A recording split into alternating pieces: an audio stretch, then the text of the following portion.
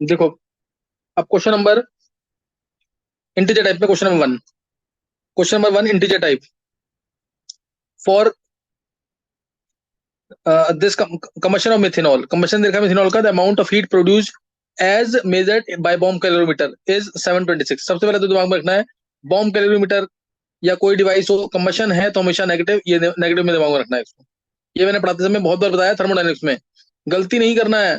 Hydrogenation, combustion, formation negative positive दोनों होता है, कंबशन तो हमेशा नेगेटिव होगा, ध्यान रखना इस चीज का। तो ये नेगेटिव में लेना है इसको। The enthalpy of combustion for the reaction, delta H पूछा हुआ है, -x किलो जूल है, वेर एक्स इज। तो तुम्हें delta H into delta E plus delta N G R T लगाना है इसमें। Delta H into delta E bomb calorimeter device होता है जो मेजर करता है हीट को at constant volume. Delta H into delta E plus delta N G R T. Delta N जी है gaseous product minus gaseous reactant, moles उसके, gaseous product में एक ही है, गैशियस रिएक्टेंट में 3/2 है, तो डेल्टा एन जी की वैल्यू होगी -12। डेल्टा ई दे रखा है -726 किलो जूल में, ध्यान रखना। प्लस ये -12 है, आर की वैल्यू इसमें 8.3 लेनी है, बाई 1000 कर देना ताकि किलो जूल में आ जाए। टेम्परेचर इसमें 300 है। सॉल्व करेंगे, -726 के आसपास ही आंसर आता है इसका, -726 के आसपास। क्या किसी ने निकाला है? नेगेटिव में seven minus twenty seven seven. आया। हाँ, तो वो जो भी है इससे हल्का सा ज्यादा आंसर आएगा, एग्जैक्ट निकालना पड़ेगा तुम्हें। 727। Next question, A 0.5% solution of potassium chloride was found to freeze at -0.24 degree Celsius. Normal question NCERT का है। The percentage dissociation of potassium chloride is, delta TF लगाएंगे, आई के एफ एम। और आई की वैल्यू तुम्हें पता है, पोटेशियम क्लोराइड है तो ये 1.9 1.95 कुछ ऐसी आएगी और एग्जैक्ट निकालनी पड़ेगी, क्योंकि परसेंटेज डिसोसिएशन पूछा हुआ है। डेल्टा टीएफ की वैल्यू 0.24 हो जाएगा, 0 माइनस -0.24, सही ना। सॉल्वेंट माइनस सोल्यूशन का फ्रीजिंग पॉइंट, कैलविन में कन्वर्ट मत करना। आई के एफ दे रखा है इसमें 1.8, के एफ 1.8। मोलैलिटी, मोलैलिटी है 0.5% सोल्यूशन है, 0.5 डिवाइड बाय 74.5। सॉल्वेंट का वेट 99.5 लेना, ध्यान रखना चीज का, इंटू 1000। क्लियर है कि नहीं ये? सॉल्व करेंगे, आई कितना आ रहा है यहाँ से? आई कितना आया है? 1.98। आई आया 1.98। तो ये 1 प्लस अल्फा हो गया डायरेक्ट, केसीएल टूटेगा ना ऐसे, K plus plus C L negative, 1 minus alpha, alpha alpha, आई आया 1 प्लस अल्फा। ऐड कर देंगे सबको, 1 minus alpha plus alpha plus alpha, 1 plus alpha, this will 1.98। Alpha आ गया 0.98, 0.98 यानी आंसर आ गया सीधा 1.98, 0.98 आंसर है क्या? नियरेस्ट इंटीजर पूछा हुआ है। सर द परसेंटेज परसेंटेज, पूछा ना। परसेंटेज पूछा, सॉरी, परसेंटेज तो 98 है आंसर, क्या? ये सब 98 99 के अराउंड दिया हुआ। हाँ, 98 99 के आसपास आएगा। चलो सही है। फिर question number third, question number third, 50 milliliter of 0.1 molar acetic acid is being titrated with against 0.1 molar NaOH. Acid based titration है। When 25 ml of NaOH was added, the pH, direct question है तो आधा NaOH डाला है, pH to pK आएगा answer, pH to pK यानी 4.76 answer होगा। 10⁻2 में 476 आंसर होगा, चेक करना एक बार। देखो एसिटिक एसिड है, ये ओरल क्वेश्चन है, ये देखते ही मार्क करना है, इसमें तो सॉल्व करने की जरूरत भी नहीं है। CH3CONA आएगा प्लस H2O। ये दे रखा है 50 इंटू 0.15, ये दे रखा है 25 इंटू 0.1 2.5, ये खत्म, ये 2.5, पीएच इक्वल टू पीके, ये 2.5 बनेगा सॉल्ट। पीएच इक्वल टू पीके, पीके दे रखा है 4.76 plus log of salt, salt है 2.5 by total volume, total volume cancel हो जाना है, 2.5 बाय 2.5 कैंसिल हो गया, 4.76 आंसर, 476 आंसर आ जाएगा। क्लियर है कि नहीं? ये सॉल्व करने की जरूरत भी नहीं है, ओरल होना चाहिए। Next, fourth question, fourth question, A flask is filled with equal A and B. Half-lives of A and B are 100 and 50 seconds respectively and are independent of the initial concentration. तो यानी first order reaction है। Equal moles है, ए के और B के moles equal है, ये भी ए, ये भी ए, ये भी ए, दोनों ए हैं। और हाफ लाइफ एक की 100, एक की 50। The time required for the concentration of A to be 4 times, A का कंसंट्रेशन 4 टाइम्स हो जाए। पता नहीं कितनी बार इस टाइप के क्वेश्चन आए हुए हैं। ओरली करना है इन क्वेश्चंस को, सॉल्व करोगे तो भी निकल जाएगा, फर्स्ट ऑर्डर का फॉर्म लगा के करोगे तो भी निकल जाएगा, और नहीं तो ये ए जो है इसकी हाफ लाइफ कितनी थी? 100। ये 100 सेकंड बाद होगा A/2, 200 सेकंड बाद होगा A/4, बस 200 तक चेक करते हैं, 200 में आ ही जाएगा उसका। ये 50 सेकंड में है हाफ लाइफ। ये 50 सेकंड में होगा A/2, 100 सेकंड में होगा A/4, 150 सेकंड में होगा A/8, 150 सेकंड में A/8 और आधा हो जाएगा। 200 सेकंड में होगा ये A/16। तो A/16 जब हुआ ये, और ये A/4 हुआ, तो हो गया ना 4 टाइम्स ये। नहीं समझ आई बात? 200 सेकंड के बाद दोनों 4 टाइम्स हो गया कि नहीं ये? Yes, sir. तो आंसर 200 सेकंड आ गया डायरेक्ट। ये तो ओरली निकालना और करके देखना है। तो क्या 2.303/k log of A upon में A-x, ये करके देखना है। सही ना? 4 टाइम्स होना चाहिए ये, वो निकालना है उसको बस। A-x डैश और A अपॉन में A-x करके कुछ निकालना पड़ेगा, उससे निकल जाएगा। नहीं तो ये ओरल क्वेश्चन करना, क्योंकि ओरली करोगे तो 30 सेकंड में हो जाएगा। तो आंसर 200 सेकंड आ जाएगा।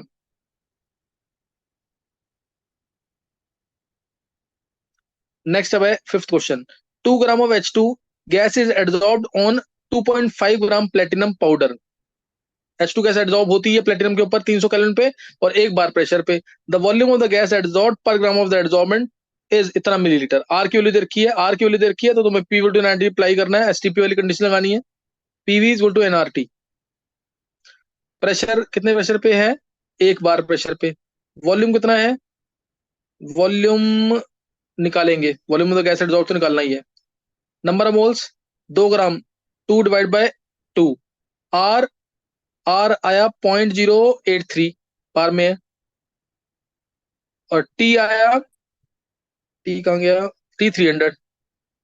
सॉल्व करेंगे, वॉल्यूम आ जाएगा इससे। जो भी वॉल्यूम आएगा वो 2.5 ग्राम प्लेटिनम पाउडर पे आएगा।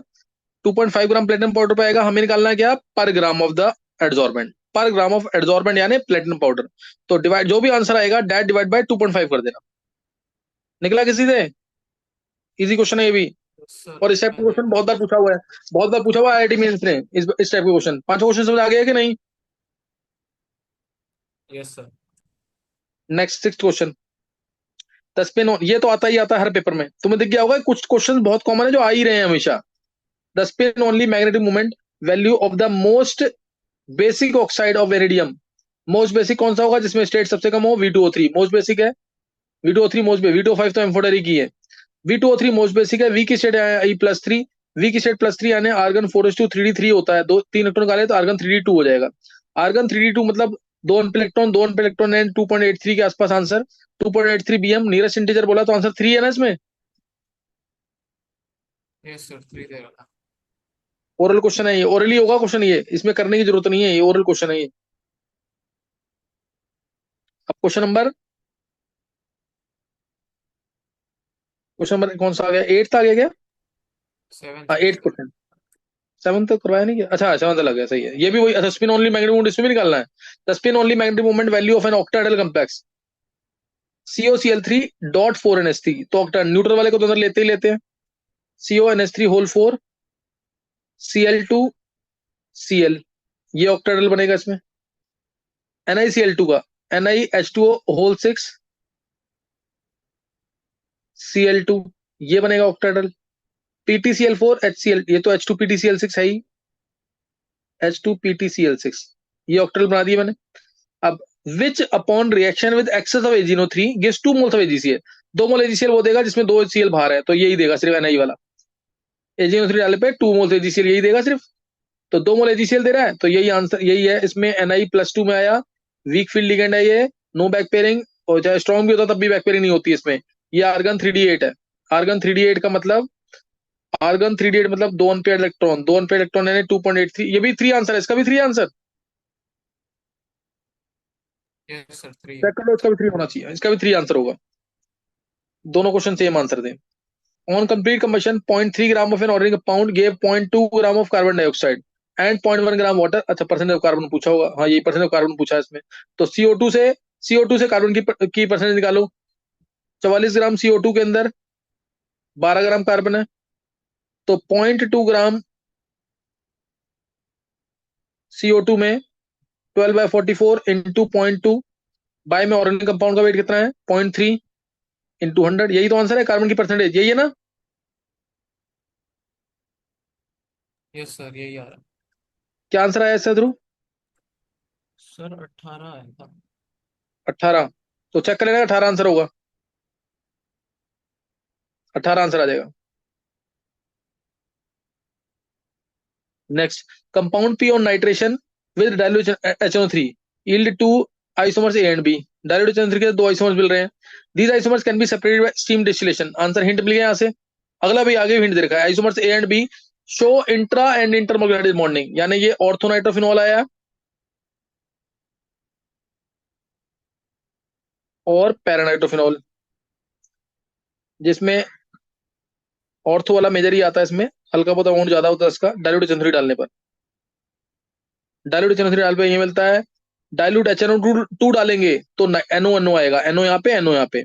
और कंसंट्रेटेड HNO3 डाल दिया, साथ में कंसंट्रेटेड 4 डाल दिया तो पिक्रिक एसिड आएगा, यानी ये फिनॉल है, ये तो समझ आ गया। फिर इसे बोला compound P on reaction with concentrated HNO3 yields yellow compound C a strong acid. Hint दे दिया, येलो कंपाउंड सी कौन सा होता है? Picric acid. OH, NO2, NO2, NO2, यानी ये दे दिया। नंबर ऑफ ऑक्सीजन एटम्स इस सी में, दो यहाँ पे, दो यहाँ पे, दो यहाँ पे, एक है, 7 है ना। Yes sir. ये भी इजी क्वेश्चन था। Last question 10th, the number of oxygen present in a nucleotide. Nucleotide किससे बनता है? Base plus sugar plus phosphate unit, इन तीन से मिलकर बनता है nucleotide. Form from a base that is present only in RNA। Only RNA में क्या प्रेजेंट होता है? यूरेसिल। यूरेसिल है, यूरेसिल का स्ट्रक्चर सबको पता होगा। यूरेसिल होता है, जगह थोड़ी कम है, ये ध्रुव नीचे हो पाएगा थोड़ा सा? नहीं है जगह, हाँ अब सही है। देखो, ये है यूरेसिल। देखो, यूरेसिल में double bond O, NH, double bond O, NH, ये आ गया। उसके बाद इसके बेस हो गया, ये बेस हो गया। और शुगर में लेना है, ये ऐसे लिया शुगर, न्यूक्लियोटाइड है, बेस यहाँ पे आएगा OH, बीटा होता है beta D minus, beta 2 deoxy D minus ribose. OH, फिर HOH, फिर HOH, फिर CH2, और यहाँ phosphate unit OP, double bond O negative, O negative. बस यही, यहाँ से वाटर बाहर, यहाँ से वाटर बाहर, N के साथ H जोड़ देंगे, बस N के साथ H जोड़ देंगे। अब क्या पूछा इसके अंदर? द नंबर ऑफ ऑक्सीजन पूछा इसके अंदर, है ना। फॉर्म्ड इन न्यूक्लियोटाइड, ये न्यूक्लियोटाइड बन जाएगा पूरा। ऑक्सीजन कितने आ रहे हैं मैं मार्क कर रहा हूँ इसमें, ऑक्सीजन 1, 2, यहाँ का ऑक्सीजन गायब हो गया, 3, 4, 5, 6, 7, 8, 9। क्या आंसर है इसका? 9 ही है। 9। अब ये बायोमोलिक्यूल्स तुम्हें स्ट्रक्चर याद होगा, मैंने कितनी बार बनवाए थे। होमवर्क में हर बार बोलता हूँ कि बना के लाओ उसको। हर क्लास में होमवर्क में तुम्हें बोला हुआ है कि हफ्ते में एक बार बायोमोलिक्यूल्स के जितने स्ट्रक्चर्स हैं, जितने बेसिस है, 5 के 5 बेस मैंने क्लास में बनाए हुए हैं, तरीका बताया हुआ है याद करने का। और 20 के 20 एमिनो एसिड्स तुम्हें रटवाए हुए क्लास के अंदर, सारे बनवाए हैं मैंने ये। तो ये कर लो जरूर, क्योंकि इससे क्वेश्चन आते हैं पेपर में। ये पेपर मैंने डिस्कस कर दिया है। अगर तुम लोग इस टाइप से पेपर करोगे ना, खुद जैसे मैं डिस्कस कर रहा हूँ, तो तुम्हें बेनिफिट मिलेगा पेपर करने का, जो 24 जनवरी के आसपास में पेपर होने हैं। नहीं तो 1% बेनिफिट मिलेगा, तुम पेपर करते जाओगे, कोई यूज नहीं है उसका।